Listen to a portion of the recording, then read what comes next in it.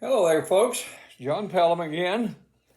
I look outside and it's hard to believe, but it is fall. According to the calendar, uh, weather's still in the 90s here in north central Texas, where we are, for those of you from out of state. But it is fall, it is autumn, and I thought I'd get a little bit of a head start on helping people understand that. So I'm doing a program on can you believe it? It's autumn. I'm going to start with as I usually do a scriptural verse. It's James 5 verses 7 and 8. Be patient then, brothers and sisters, until the Lord's coming. See how the farmer waits for the land to yield its valuable crop, patiently waiting for the autumn and spring rains. You too be patient and stand firm, because the Lord's coming is near. Well, we right now are not getting much of that promised fall rain, but I'm sure we probably will in due time. Vincent van Gogh said this: as long as autumn lasts, I shall not have hands, canvas, and colors enough to paint the beautiful things I see. And those of you who happen to live in places where the colors are a little more bright and a little more vivid can certainly understand. There are places in Texas where we get some color, maybe not quite as much as we'd like sometimes, but colors are coming. Oscar Wilde said, and all at once, summer collapsed into fall. We're waiting for that collapse, but it'll come. In getting ready for this, I went to my favorite research site and Googled up a prayer for autumn days by Joyce Rupp. And I wanted to do that for you here.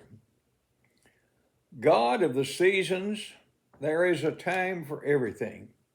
There is a time for dying, a time for rising, and we need courage to enter into the transformation process. God of autumn, the trees are saying goodbye to their green, letting go of what has been. We too have our moments of surrender with all the insecurity and risk.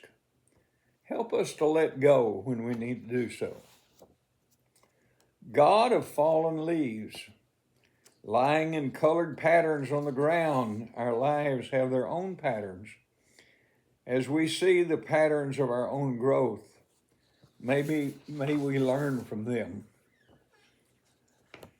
God of misty days and harvest moon nights, there's always the dimension of mystery and wonder in our lives. We always need to recognize your power-filled presence. May we gain strength from this.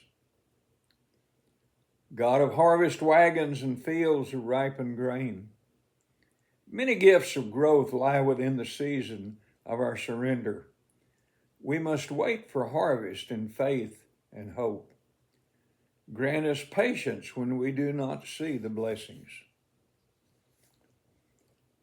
God of geese going south, for another season your wisdom enables us to know what needs to be left behind and what needs to be carried into the future. We yearn for insight and vision. God of flowers, touched with frost and windows wearing white designs, may your love keep our hearts from growing cold in the empty seasons.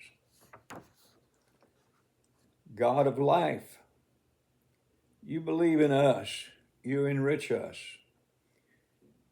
You contrast us with the freedom, you entrust us with the freedom to choose life. For all this, we're grateful. Folks, we need to be grateful. We know that seasons change. Seasons in our life change. And whatever season you're in, be grateful for it, and just be prepared for the next season because we know it's coming. Thanks a lot for being with me today.